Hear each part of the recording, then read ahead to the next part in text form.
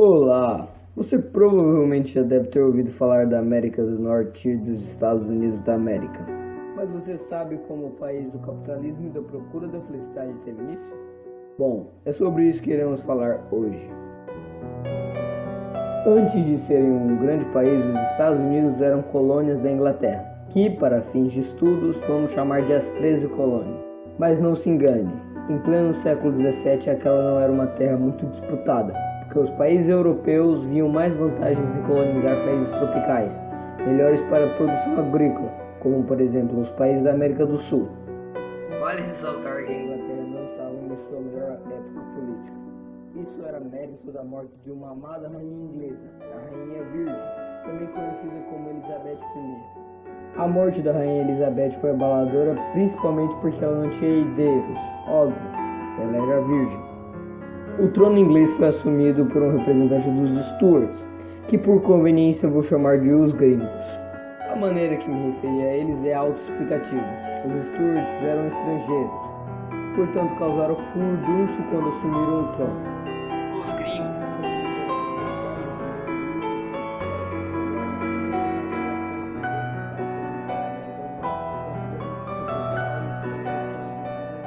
a parte mais cobiçada da América, o Sul.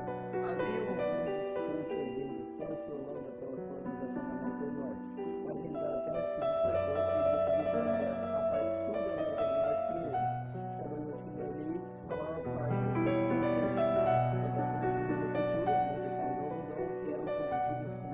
seus Assim se fundou em 1607 a primeira colônia norte-americana, Virgínia, claramente uma homenagem à rainha Elizabeth I. A relação dos ingleses com o governo dos gringos foi turbulenta, pois os gringos tentavam governar de maneira absolutista sem consultar o parlamento, e isso é extremamente problemático, considerando que eles eram estrangeiros. Esses conflitos entre o parlamento inglês e os gringos são chamados de revoluções inglesas. O rei gringo, ao assumir o trono, teve que renunciar ao catolicismo e assumir o anglicanismo, que era a religião oficial da Inglaterra na época. Com a intenção de provar isso, esse rei promove a perseguição aos puritanos, pessoas que seguem a religião protestante, na sua maioria burguesa. Em resposta à repreensão, os puritanos começam um movimento separatista, decidindo sair da Inglaterra e tentar uma vida melhor, seguir sua religião e criar um povoado no Novo Mundo, que já tem colônias estabelecidas pela Inglaterra, como por exemplo a colônia de Virgínia. Mas nem tudo quase sempre como esperado. Esses puritanos fugitivos, chamados pelos americanos de Peregrine Fathers, ou mais peregrinos, enfrentam problemas em alto mar e em sua rota desviada, chegando ao norte da América do Norte ao Rio do Sul, em um lugar que eles batizaram de Massachusetts. O desvio de rota foi péssimo, pois eles chegaram no inverno, que por sinal é bem rigoroso no norte da América do Norte, e os pais peregrinos levaram consigo muitos animais e hortaliças para plantar, pois eles esperavam chegar a uma região do sul, mais quente e mais adequada para o cultivo. Por essa razão, a situação foi preocupante para os recém-chegados, mas nem tudo estava perdido. A sorte deles foi que conseguiram se aliar a determinadas tribos indígenas, que reivindicaram armas de fogo como pagamento pela hospitalidade. O que faz sentido porque existiam muitas brigas entre tribos e os peregrinos precisavam estar armados, pois o mar era perigoso, cheio de piratas e assaltos.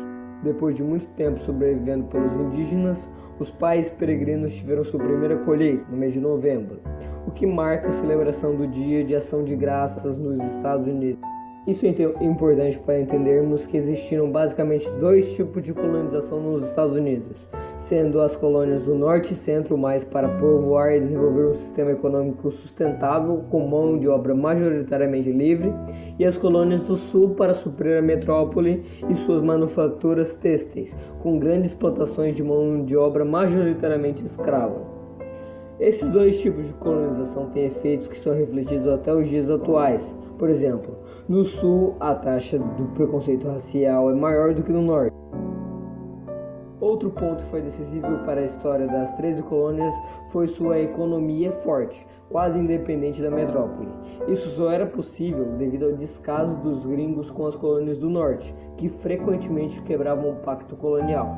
e esse descaso era devido às revoluções inglesas.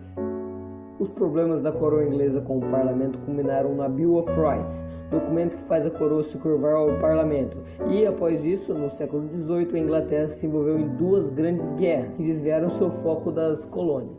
Porém, após essas guerras, a Inglaterra teria que se reerguer economicamente, e resolveu se aproveitar das colônias, aumentando os tributos e o controle político sobre elas, principalmente sobre as do norte. Mas já haviam se passado 150 anos, e as colônias do norte não gostaram da atitude da metrópole.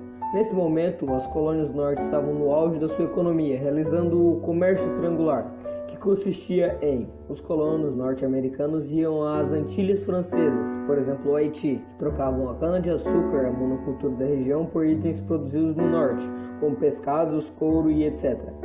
Faziam melaço, xarope de cana, que é bem viscoso, e com o melaço faziam rum. Os colônios iam para a África e trocavam o rum por escravos, que era o principal produto da África.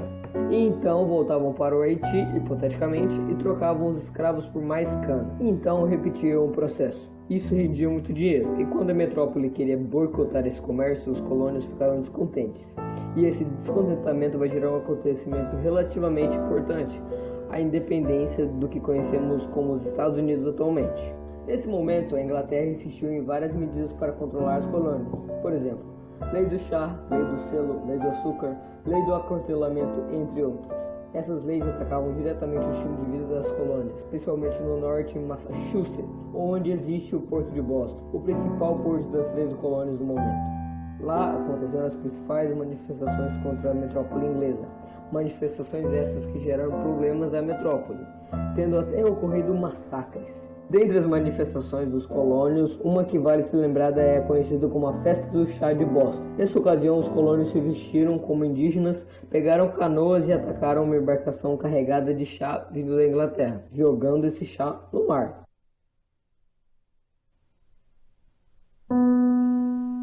A partir daí, a Inglaterra instituiu as leis conhecidas como Leis Intoleráveis, que fecharam o Porto de Boston, o principal das 13 colônias. Isso fez a revolta dos colonos aumentar ainda mais, e eles se formaram no Primeiro Congresso Continental, também conhecido como o Primeiro Congresso da Filadélfia.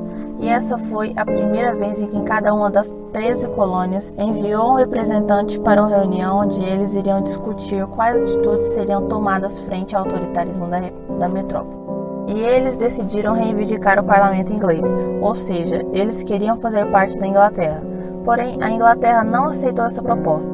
2 anos depois, no segundo Congresso de Filadélfia, Thomas Jefferson, delegado da colônia de Virgínia, foi líder da escritura da Declaração da Independência norte-americana, extremamente influenciada pelo Iluminismo. Mas a Inglaterra não aceitou isso muito bem e foi iniciada uma guerra de independência. Um dos principais nomes do exército revolucionário que tinha apoio da Espanha e França é George Washington, que virá a ser o primeiro presidente dos Estados Unidos da América. Após várias batalhas em 1783, o parlamento inglês reconhece a independência dos Estados Unidos da América no chamado Tratado de Paris. No primeiro momento, os Estados Unidos eram apenas uma faixa litorânea da América do Norte, conhecida como Linha da Independência. A partir daí, os Estados Unidos começaram a tomar as terras ao oeste e formaram a simbologia nacional, por exemplo, o dólar, a Casa Branca, a águia e etc. Esses protagonistas do início dos Estados Unidos são chamados de pais fundadores. Agora você sabe como os Estados Unidos tiveram início, e sabe também que muita luta foi necessária para eles se tornarem a potência que são hoje. Obrigado por assistir, espero que você tenha gostado desse vídeo, deixe seu like, se inscreva. Eu acho que te vejo na próxima e tchau!